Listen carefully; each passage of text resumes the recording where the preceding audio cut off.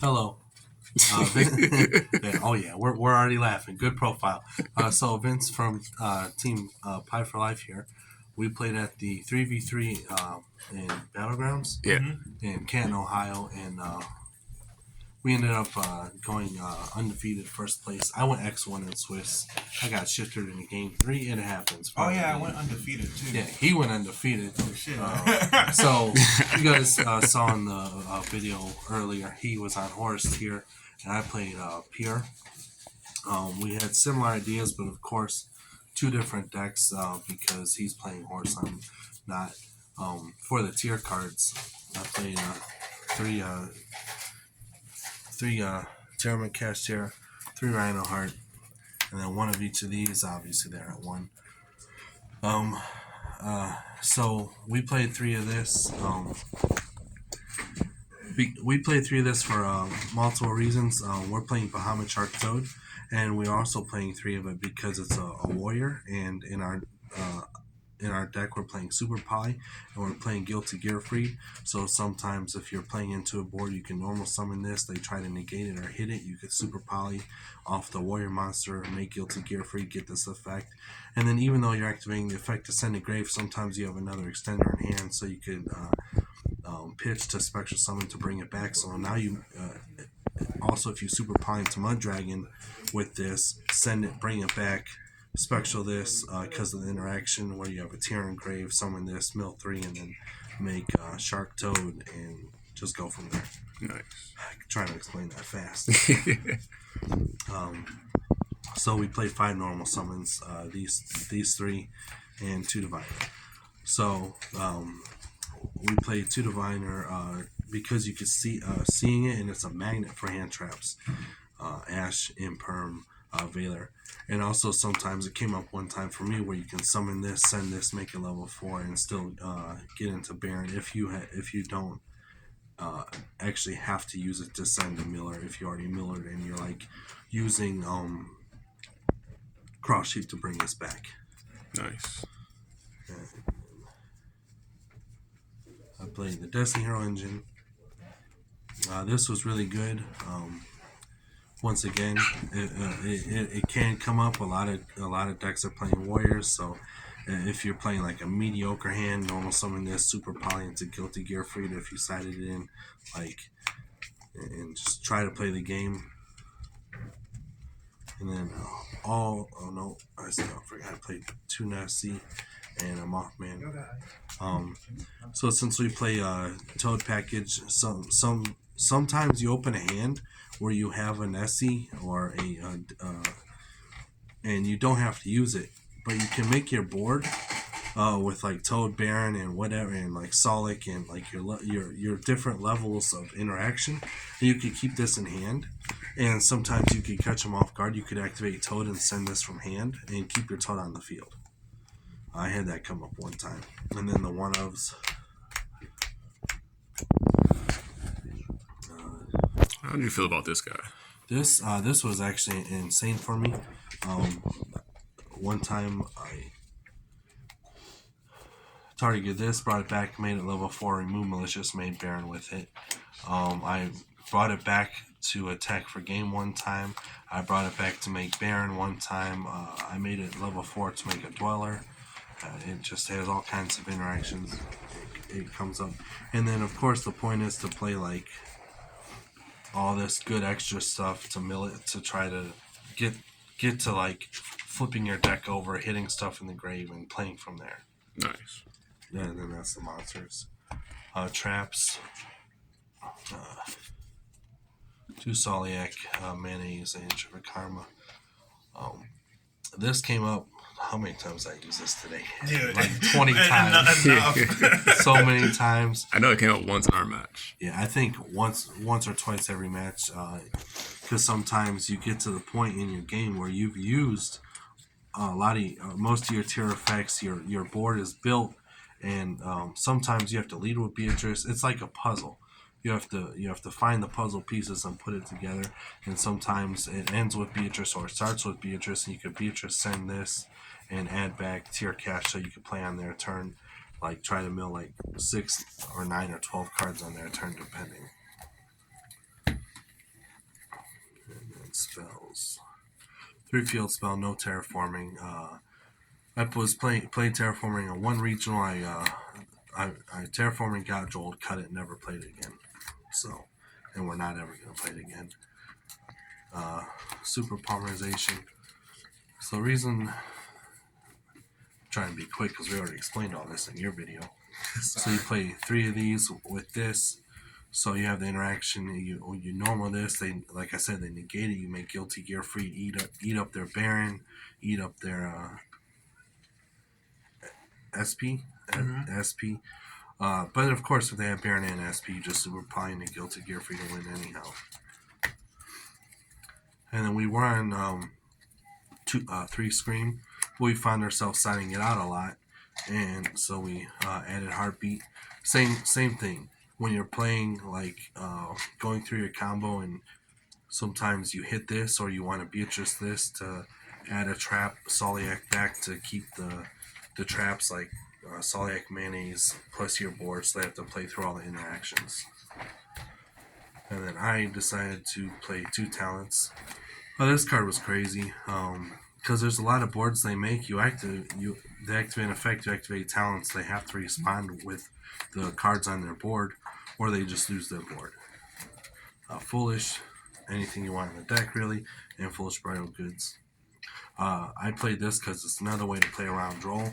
If you like get Drolled game 1 and you know they're on Droll, instead of Foolish Goodsing for this and getting the field spell to get the monster piece you need, you could just Foolish Goods for this, get the monster, they draw you. You have the monster you need to make your board already. Yep.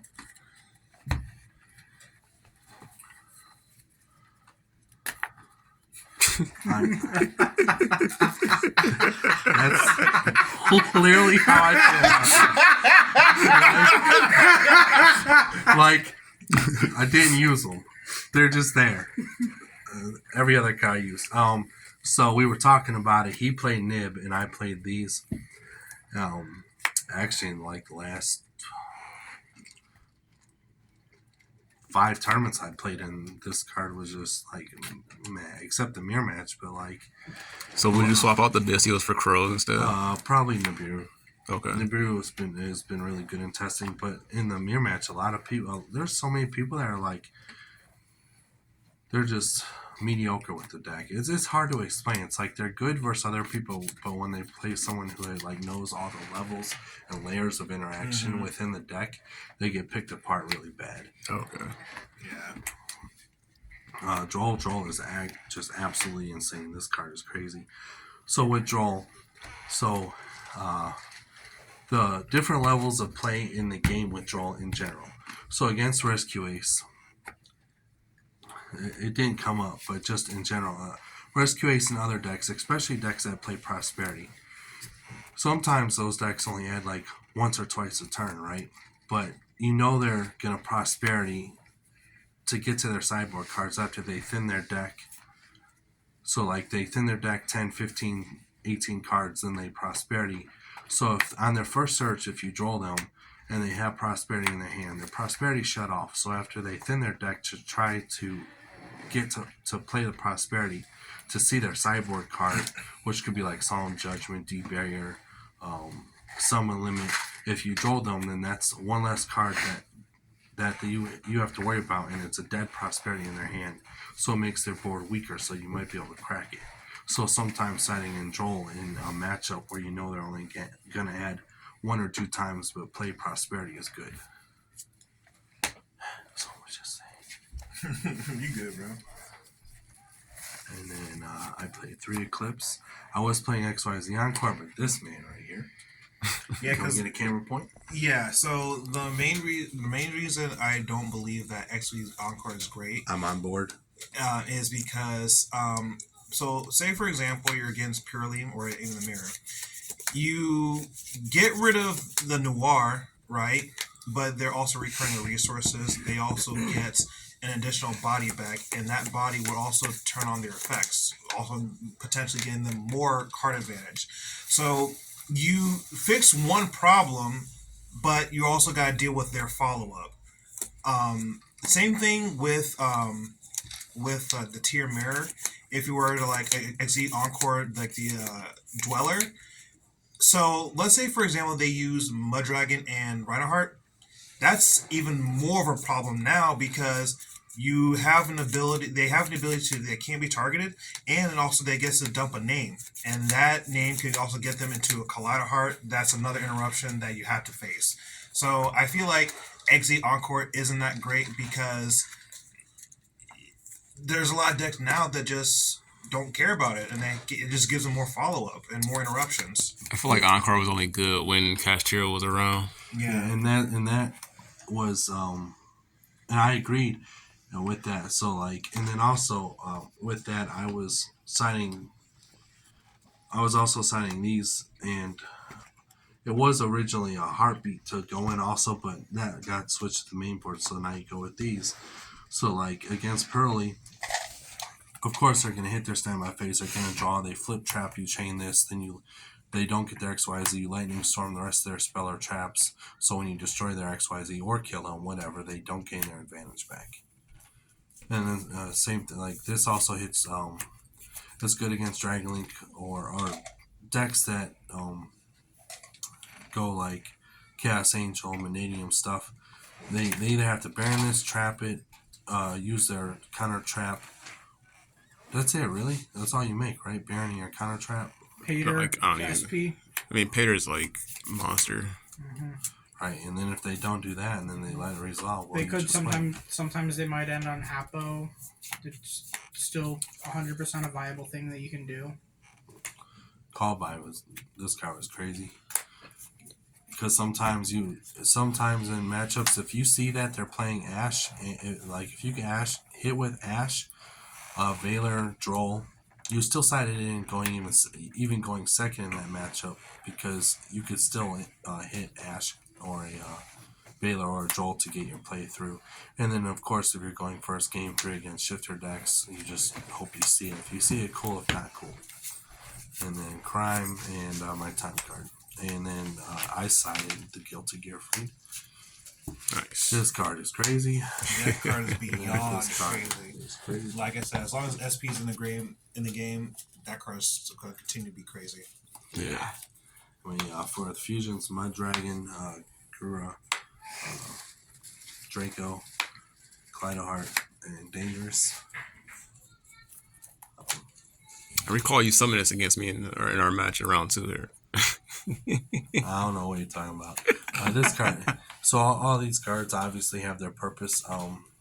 So this card, I didn't play any Rescue Ace today, but for example, if you open Super Pie, make this with Rescue Ace, you can make this and you use your water monsters, Tearlaments, Castillo, and Rhinoheart to kind of crack the board. And then when you get to the point in your combo, because they can't target your board, that you make this to crack the board the rest of the way, you chain Call Dark, summon this, and now they can like target your 2 water guys, which don't do anything, or hit your field spell to stop you from running over their turbulence. Okay. And the links, all these came up.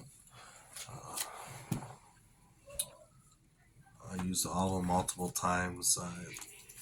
Don't have anything to say about that. Baron's crazy. Beatrice, Shark Toad, Dweller, and I am playing Redoer. He's not playing Redoer, but then again, he's also playing the Horus build. So I haven't looked into that yet. I'm gonna start looking into it, and that's it, really. Any shout outs? Not really. Okay. All right. Again, that's Vince Shaw. He went within his team. He went X1 with his team and first place again, right? Yeah, first place Oh, yeah. in the 3v3 Canton Battlegrounds and board games. Thank you very much. All right.